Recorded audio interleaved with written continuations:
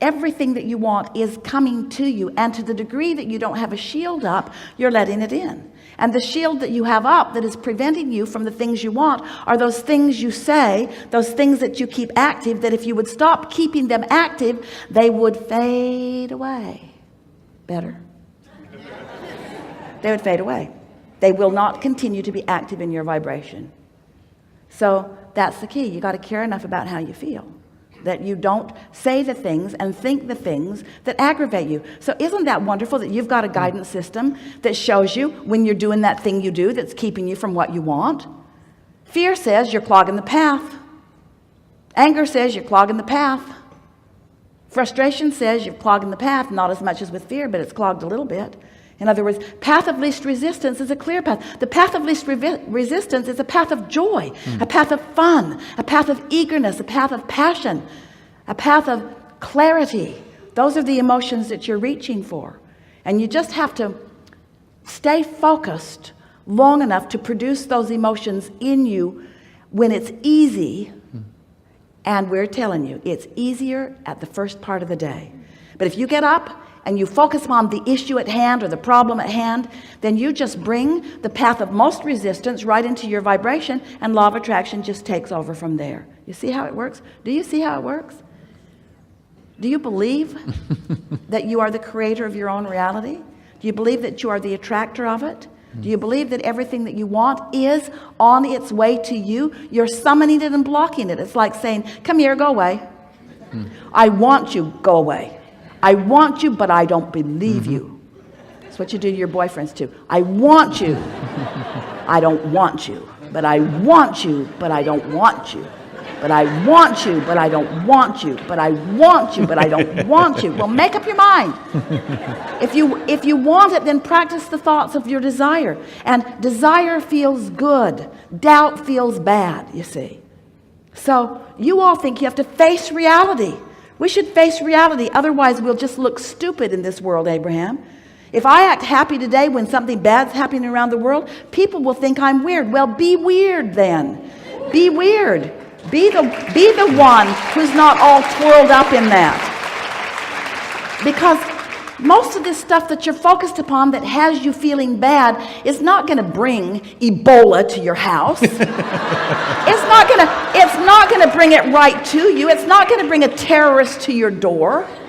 But what it is going to do is keep the money away that you've been wanting. What it is going to do is keep the clarity away. It's going to hold you in a place of sort of suspended animation where everything that you want is there ready to pop for you, but you're on a different channel. You're just not perceiving it. It's right there. You're just not perceiving it. And you know that because you've had the glorious experience of being on the wavelength where you got the idea. So how do these vibrations turn to the manifestations that you want? How does it happen?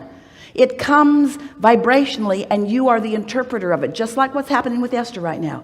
We're offering these blocks of thoughts. It's like she's hardwired. She's interpreting the blocks of thoughts in a seamless way. The thoughts are occurring to Esther in real time as we are presenting the blocks of thought to Esther. She's receiving them real time, and that's what happens to you. You get an idea. Esther has begun really wanting and doing a pretty good job of acting on inspired thought in the moment that the inspired thought comes. When she gets a thought about calling someone, she calls right then. She doesn't write it down and put it on the list that she'll get to. She used to have a list, things to do today that really matter, things to do today that I might get to and I might not, things to do tomorrow if I have time, things that don't matter to me very much. And we say, all of those lists are irrelevant. Don't keep long lists of things that you think that you're going to get to. You are powerful in your now. Your path is unfolding now. That would be like you're walking down this path and it's a long drop off. And you're walking and you know where you want to be, and you have the impulse, I should go that way, not that way. And then you say, I'll make a note of it and tend to it later. No, don't write it down. Tend to it now. Put your foot where it belongs. But the other thing that we want to say to you is that the path is coming to you. It's not a path that you're trying to discover. The path is at your feet. The question is, are you in the right vibrational vicinity so that you can see the path? Are you getting the impulse? How do these manifestations occur? The first manifestation that indicates your point of attraction, the first manifestation is your emotion. Your emotion. What could be a bigger manifestation than the way you feel? Really, when you think about it. Is there any bigger manifestation than the way you feel? And it's instantaneous. It's right here, right now, letting you know, how does this thought fit with who you really are? And if you feel anything less than wonderful, this thought right here and now does not fit at all. What's the next? What's the next manifestational evidence? Ideas start to occur to you. Ideas, thoughts. You start getting thoughts. You start getting our thoughts. You start getting thoughts. Now, we know where you are and we know where you want to be.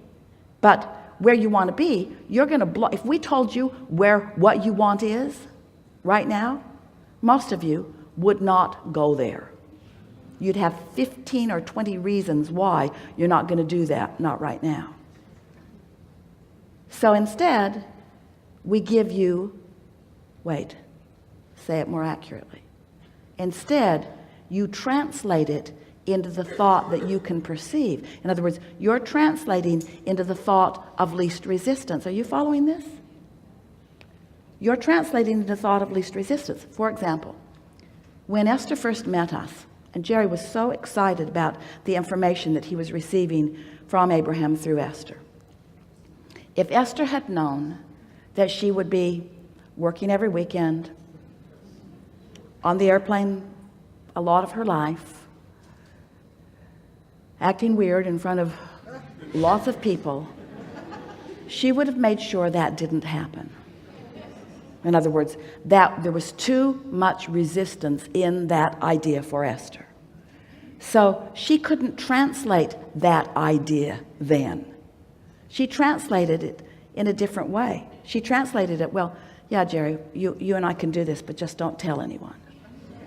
Just don't tell anyone. Well, can I tell them? No. Can I tell them? No. Don't tell anyone. Don't tell anyone. Don't tell anyone.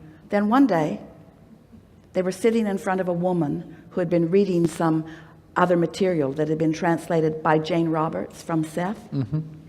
And Jerry said, would you like to meet Abraham?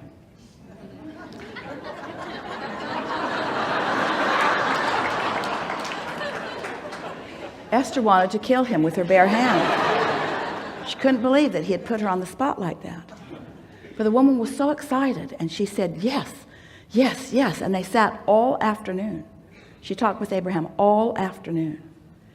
And it gave Esther an understanding that it wasn't so weird, that this woman didn't burn her at the stake. And so, path of least resistance. In other words, you let your good in to the degree that you can believe it. That's really what it comes down to. You let your good in to the degree that you can believe it. And so the path of least resistance is the path of beliefs through which you allow yourself to receive what you want. So let's back up. Do you know, do you accept, do you sort of kind of get? Let's be softer. Does it make sense to you? Can you feel our sincerity in? Do you believe that we believe? That you create your own reality? And that this is a vibrational universe, as in everything is vibrational, and that your thoughts project vibration. So your thoughts both do the asking and the allowing. So sometimes you think about what you want and you create it, but sometimes you think about what you don't have and you don't let it in. That really is all you need to know. So as you begin cleaning up your thoughts by caring about the way you feel, little by little, you reduce your level of resistance, which means you increase your level of allowance, which means more things begin to occur to you. So you have better timing, you get better ideas, your impulses are better, things around you start going better, but most of all, you feel really good more of the time, really good more of the time. And as you start putting the two together, that the better you feel, the better it goes, the better you feel, the better it goes, the better you feel, the better it goes. And then you are selfish enough to care about how you feel. So if you've got a friend who always brings you down, you start saying, hey, gotta go. If you got a friend who you can't buck the current of that, you're not steady enough yet. If there are reports that you're reading and analysis of the finances of the world that are bothering you, then stop it. And some people say, well, that's like putting my head in the sand, like I'm not facing reality. And we say, exactly, exactly. Don't face the reality that produces within you a vibration that prevents you from your own well-being. That's really what it comes down to. That's what the art of allowing is. The art of allowing says, I've created it. It's coming to me. It wants me. I want it. I will find a way to allow it. And the path to allowing what I want is the path of happiness and joy and feeling good. Really good. Really good. Really good. Very good. We think this is a really good time for a segment of refreshment.